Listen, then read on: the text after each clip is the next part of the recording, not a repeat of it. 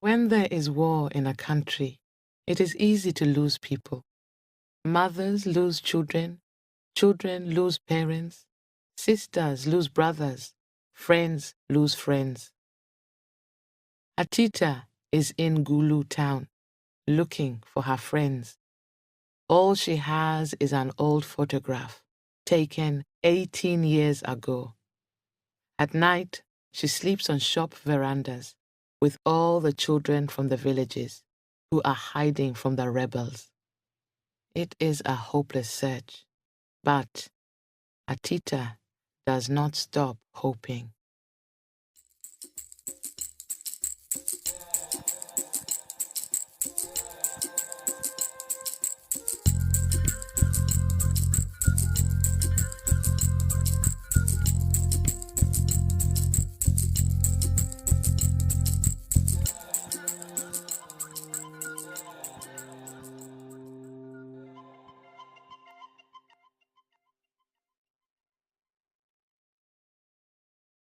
We're 5 of the 10 green bottles in the nursery rhyme that we sang all those years ago in 1985.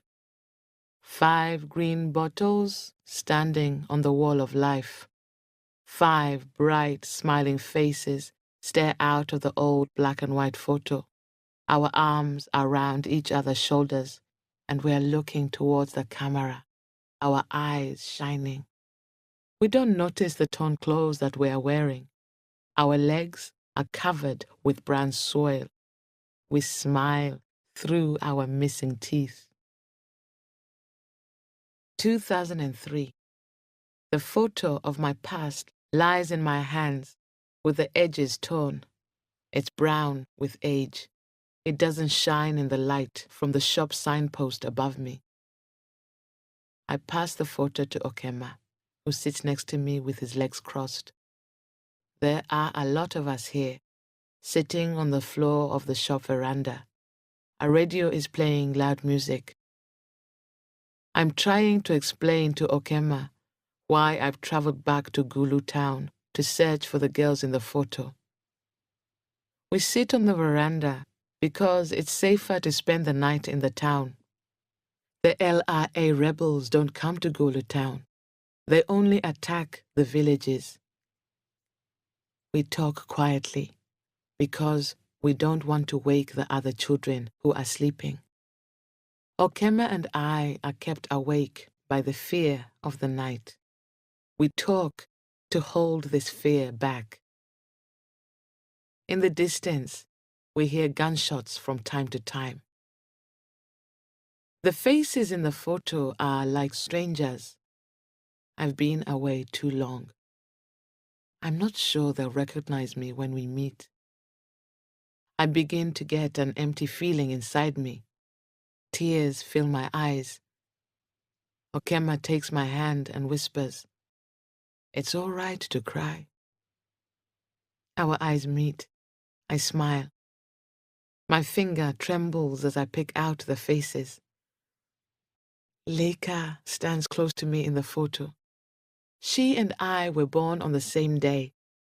We were more like sisters than friends. We had such fun together. She was the leader of the group and always had the craziest ideas. I wonder what she looks like now. Perhaps she's tall and beautiful. Why did you leave Gulu? Okema asks. I am not sure how to answer. We leave places because we need to start a new life. I left because my grandfather, Won Okech, died. I had lived in his house since my parents' death, and after his death, there was no one to take care of me. Then my mother's cousin, Min Komakech, appeared like a rain cloud and took me away to help with her children. I don't know. I lie. I quickly start talking about something else. How many children are left in your family? I'm the last of them, he says. That's why my mother makes sure I come to town every evening. I'm the only one in my family too, I say. We are two lonely stars. Sometimes I think this search is hopeless. So much has happened since I last saw my friends. Perhaps they have died, or the rebels have taken them away. But I know I have to find Leka. I know she needs me. All I have is this old photo, which no one recognizes. I spend my days under the sun, moving from place to place, but I get no answers. Okema is asleep. I'd like to sleep too, but I can't. Okema gives a frightened cry in his sleep. I know he has the same dream every night. In his dream, the rebels attack his home and take him away from his mother. That's what happened to all his brothers and sisters. And as they take him away, he can hear his mother's screams. He always wakes up then and finds me staring at him. I tell him that he's safe and that the rebels are only a bad dream.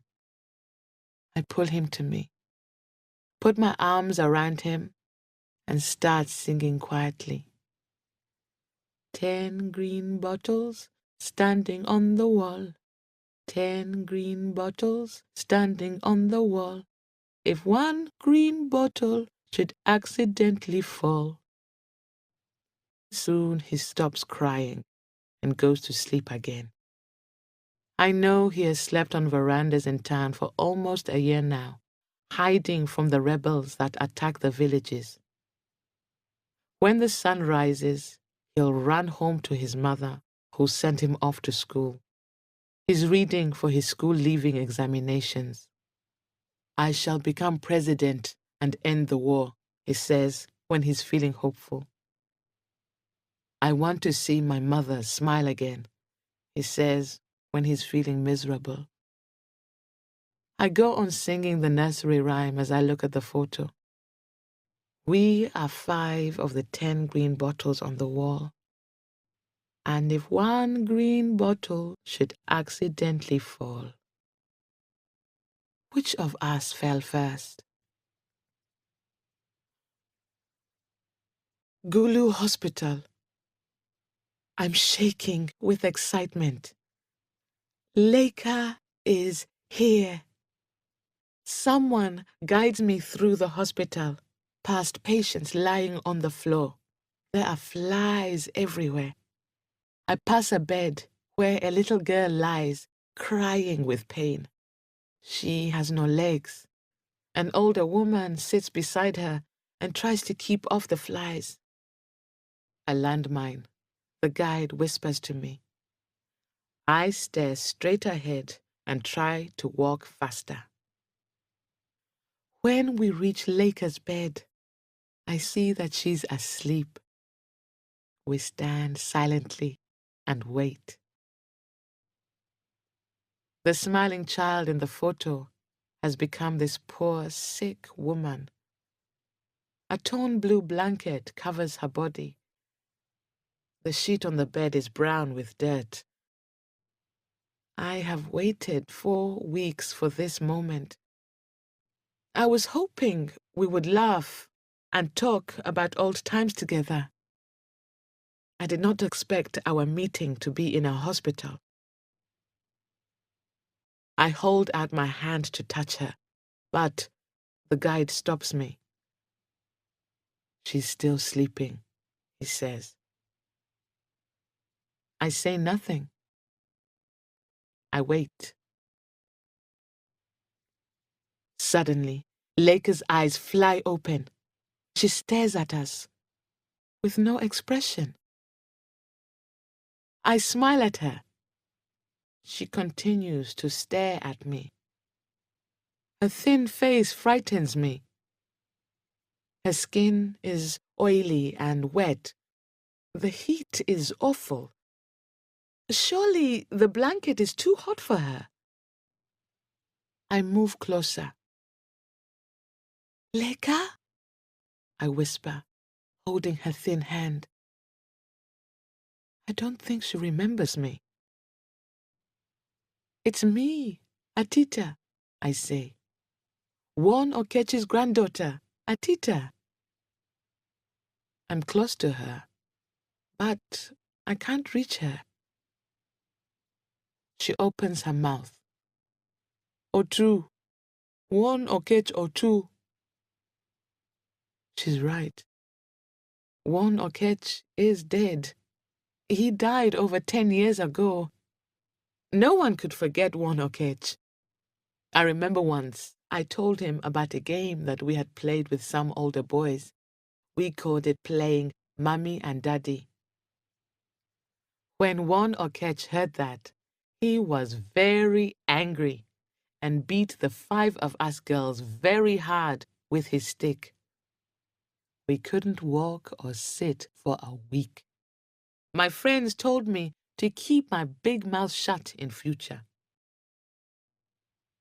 Yes, Juan Okech is dead, I reply. I want to know what happened to the others. But Leka still doesn't seem to recognize me. The guide tells me it's time to leave. I want to stay, but he won't let me. I bend down and whisper into Leka's ear. Leka, please, remember Atita. That evening, on the shop veranda, Okema asks, Did you and she talk together? Did she remember you? No. Don't worry. I remember you. Look, I kept a sleeping place for you on the veranda. She said my Juan Okech was dead. So that means she remembers. No, I say coldly. She doesn't. I want her to remember me. I want her to remember Atita. I'm sorry, says Okema. Let's not talk about it. The other children are restless. Sometimes a figure passes by our veranda, or a dog runs past. But most of the time, the town square where we sit is empty. The townspeople are locked up in their homes. I stare ahead. Leka doesn't remember me.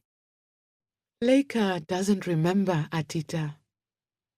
Perhaps I have changed too much. I am a stranger to her. I am not the same Atita who she played with years ago. Time and distance have made us different people. It's the price that we have to pay in the game called life. I haven't found out why she's in Gulu Hospital. Perhaps a serious illness has made her forget everything. It's raining now, and a strong wind blows. Loud thunder sends Okema running to me. I hold him close to me. What is he afraid of? The rebels came when there was thunder, he tells me later. We stand because the veranda is so wet. One of the children starts singing, Min latindo, tedo, idiewo. My mother is cooking at night. I join in, happily. It's a song that Leka and I used to sing when we were young. Soon, we are all singing. The night is cold and wet, but the song helps us feel warm, and we are safe in town, away from the rebels. In the morning, it feels good to be still alive. As Okema and the others run home to get ready for school, I go to Gulu Hospital again. I can't take anything to give Leka. There isn't much food around, and I have no more money. Today, as I sit beside her bed, I hold her hands and repeatedly tell her, I'm one Okeche's Atita. O2, one Okech O2, she replies. Yes, one Okech is dead, I say. She reaches out to feel my face. I hope that today she'll remember me. Her hands move over my face and stop at the scar under my chin. Is she remembering? I got that scar when I fell off a seesaw once.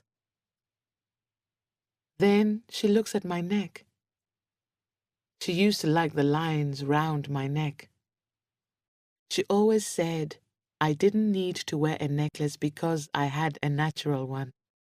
She used to say to me, Atita, Atita, bangle-necked Atita. If she says it now, I will know that she has remembered me.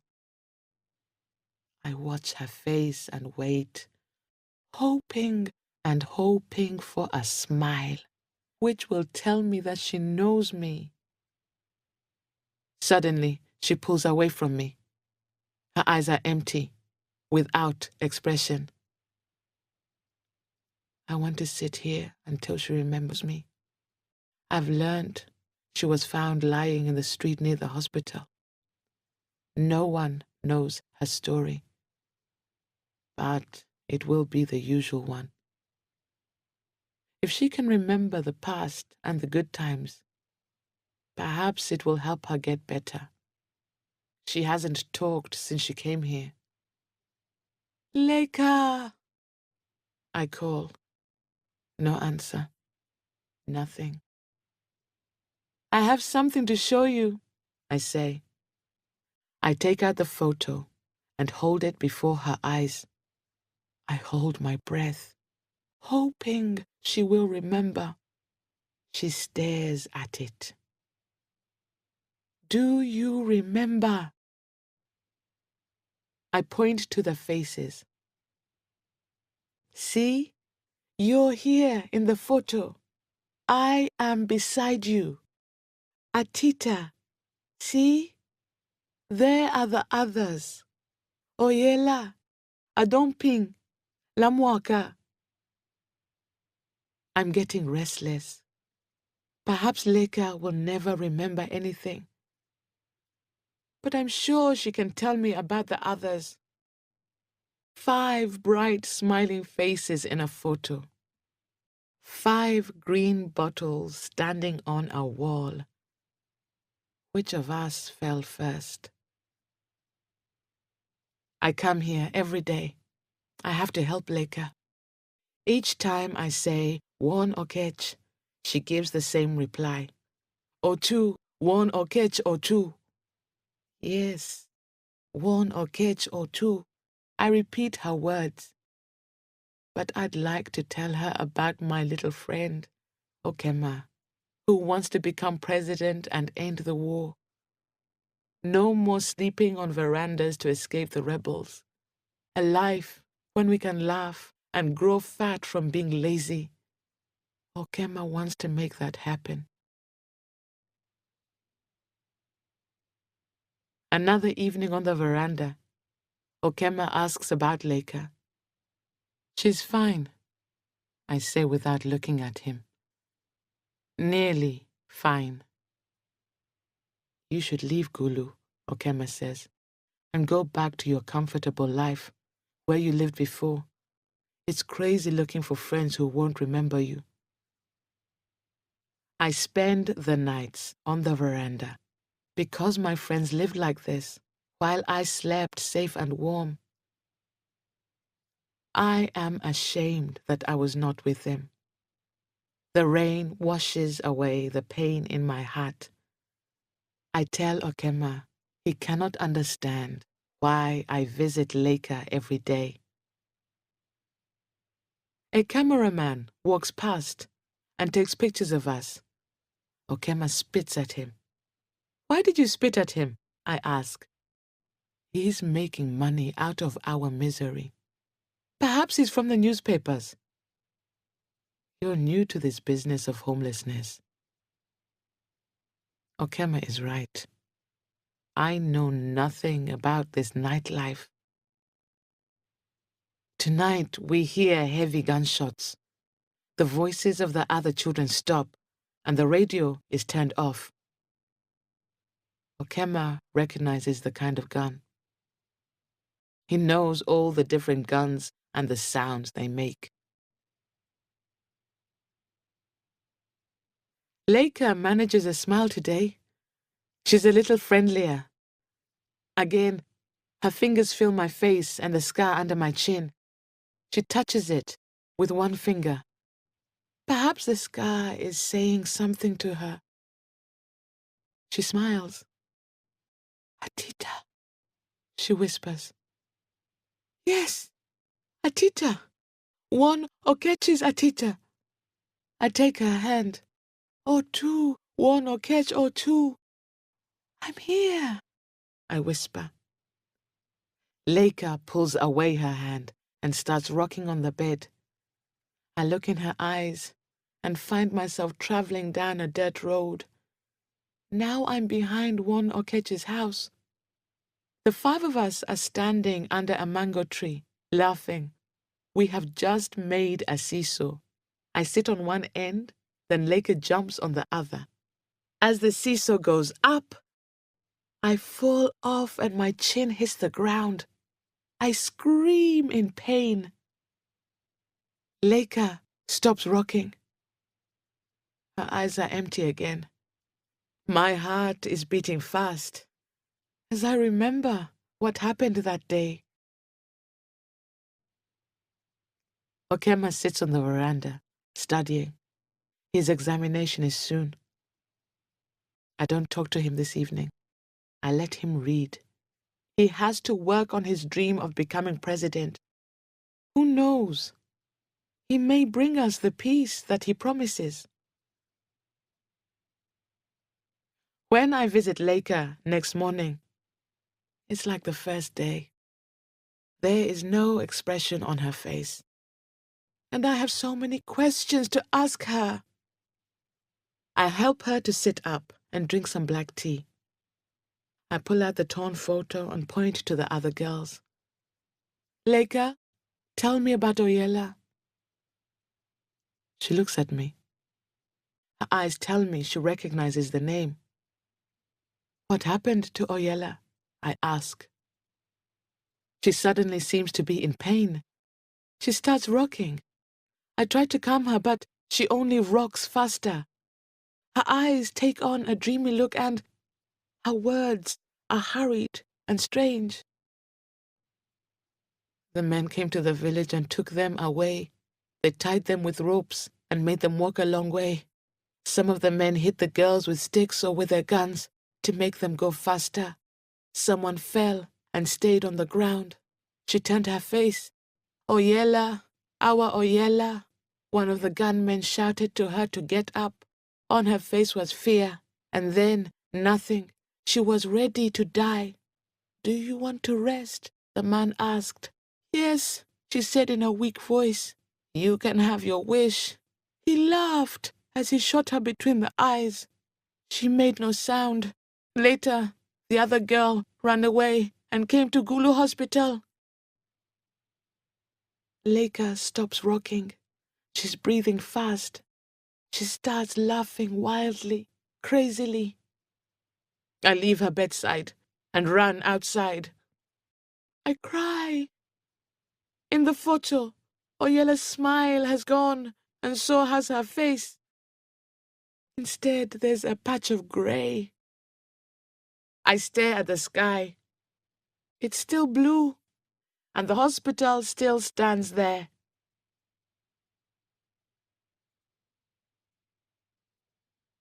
Oyela is dead, I tell Okema that evening. I'm sorry, he says, and holds my hand. We sit close together on the veranda. It's another cold, starry night. I look up at the sky and see a full moon.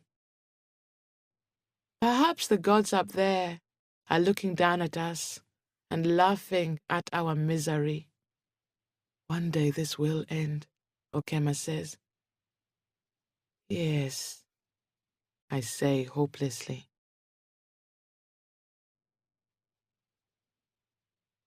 Today, Leica smiles brightly when she sees me. She looks different now, with her hair cut and clean. The wild look has gone.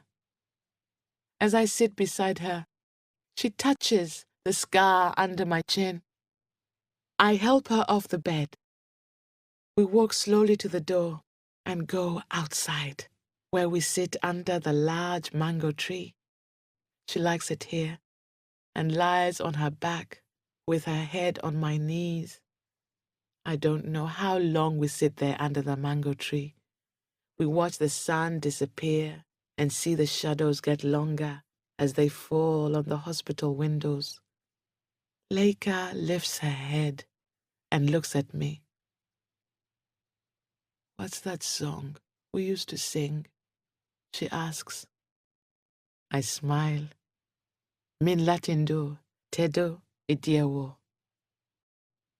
My mother is cooking at night. I sing quietly. She closes her eyes and listens to me. Then she opens her eyes. I feel her looking fixedly at my scar, then at my neck. She laughs lightly. "Atita, bangle-necked Atita," she whispers. A smile comes to her lips. Very slowly, it lights up and burns brightly like a flame. She remembered.